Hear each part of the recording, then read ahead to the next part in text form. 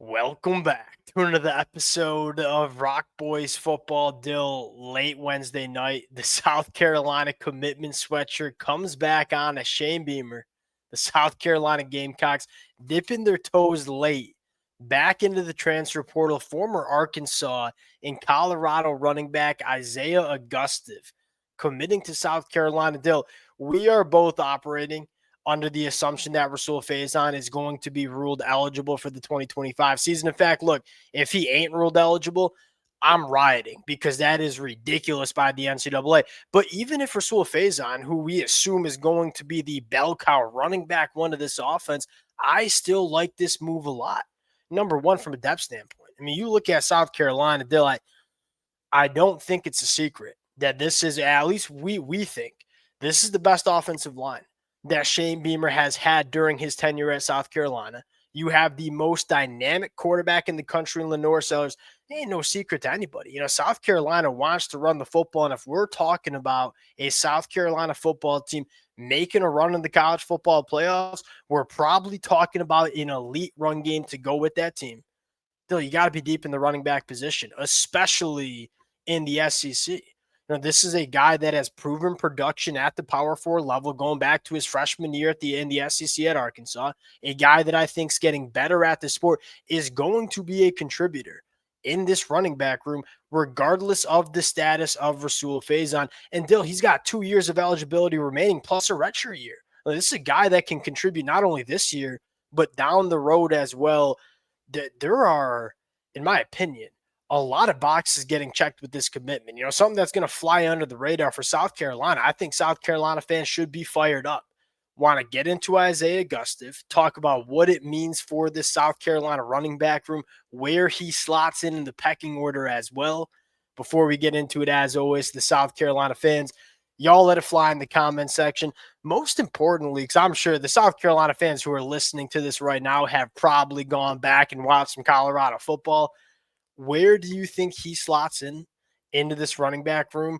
Let it fly. Appreciate you guys rocking with it. If y'all do enjoy the content, consider subscribing to the channel. Dill, they ain't nothing the boys would rather be doing at 10 Eastern time on a Wednesday night than talking some South Carolina football. Appreciate you guys. Dill, I'm going to give you the T-box here.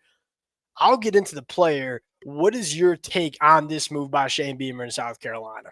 And I don't mind it. And I don't mind it even assuming that, obviously, like we said, Rasul Faison, I can't imagine he's not on this team. But even with that, I still think you were going to have some pretty big questions about who running back 2 is going to be. Because you look to last year, I mean, Oscar Attaway kind of was that guy. But 295 yards is not probably what you want to see from your running back 2 in an offense that wants to run the ball as much as South Carolina. And I know Rocket Sanders was taking the lion's share of those carries. You'd probably like to have a little bit more confidence to spread the ball a little bit more and have him take more carries and be more effective.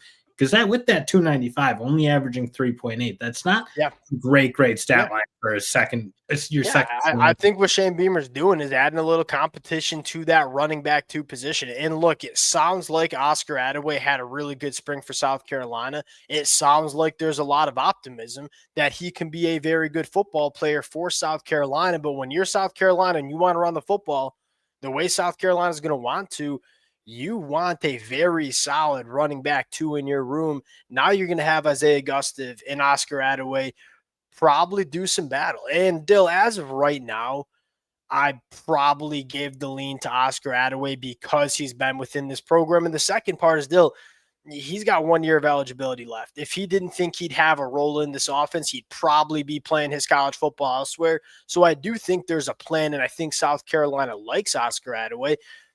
There's something exciting about Isaiah Augustave, and it wasn't necessarily for me from the 2024 year at Colorado.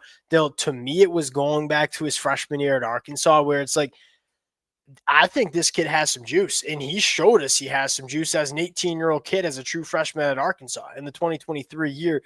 Going back to this kid coming out of high school, Naples, Florida, shout out. Number 2, Dill, 6'2", 210, 11-second 100-meter dash. You see that burst on the football field. He has some home run hitting ability that not a lot of other running backs have. I think there's some development in his game that needs to take place. Most notably the contact balance. He's a taller, high-waisted running back that runs pretty high, probably needs to deal with some contact a little bit better. But at the end of the day, this is a big body that can burn. If you're South Carolina, you're trying to continue to manufacture the explosive plays that allowed this offense to have success late in 2024. I think Isaiah Augustave is a guy that can maybe give you a few of those in the 2025 year.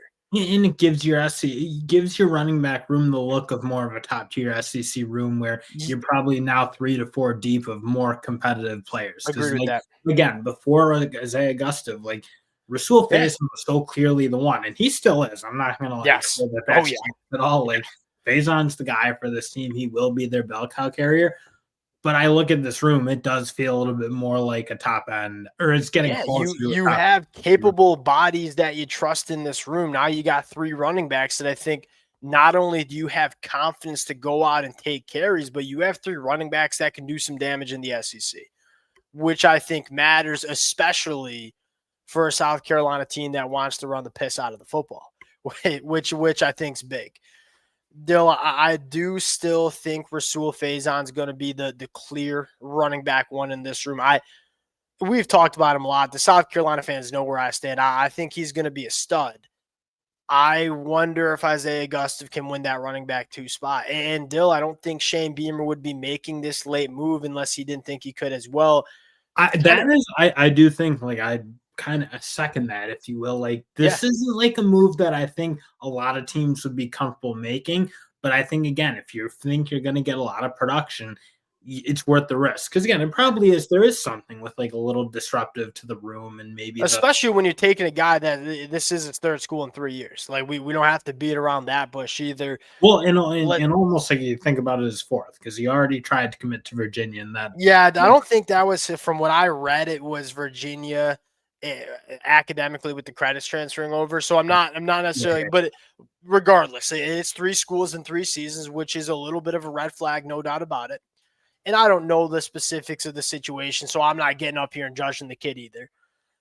I'll say this about that situation. If there's a head coach I trust to make the right decisions about culture, it's probably Shane Beamer in South Carolina. Dill, do you remember when Celia Wright transferred from USC to Nebraska around this time last year? And then we got up and talked about it because I thought it was kind of noteworthy. He was a former 4-star prospect that hadn't really played, struggled with some injuries. We talked about it like this: hey, adding some nice depth to the cornerback room for Nebraska.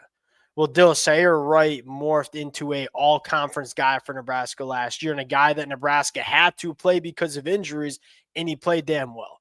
Knock on wood, you stay healthy in the running back room, but this is another guy that I think if he needs to take 20 carries for you, I think he can give you some legitimate SEC production. Do I think he's going to be the number 1 running back in the SEC like I think Rasul Faison has a legit shot to be? No. But I do think he's a guy that you can count on and rely on to give you some good reps. And it's the most underrated part of the transfer portal. I think a lot of fans just focus on the guys that come in and are quote unquote starters. If you want to be a college football playoff team, if you want to be a national championship caliber team, and that's the standard at South Carolina rolling into 2025, don't get that twisted. You got to be deep. You got to play your best football in November and December. You got to have guys like Isaiah Augustave. And so we get so wrapped up in the day 1 starters. Depth on a football team matters, and you can address depth in the transfer portal. And I think this is a really crafty move. Shane Beamer and this staff doing their due diligence, going out and getting a guy late in the process that is clearly adding value to your roster. We'll close it down there. Appreciate you guys rocking with it. We'll wait to hear the Rasul Faison news. The NCAA will be getting a strongly. I don't know if I'll riot. A strongly worded letters coming to the NCAA if I don't like the news I get there. It'd be crazy. It would actually be so. The fact that it's taken this long for this kid to get an answer, like what happens?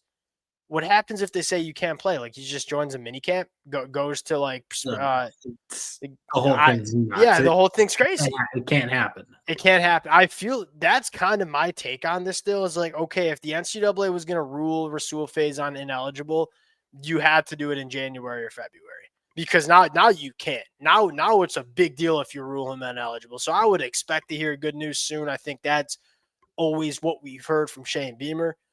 We'll see. Appreciate you guys rocking with it. If y'all do enjoy the content, consider subscribing to the channel. Appreciate you guys. We'll talk to y'all later.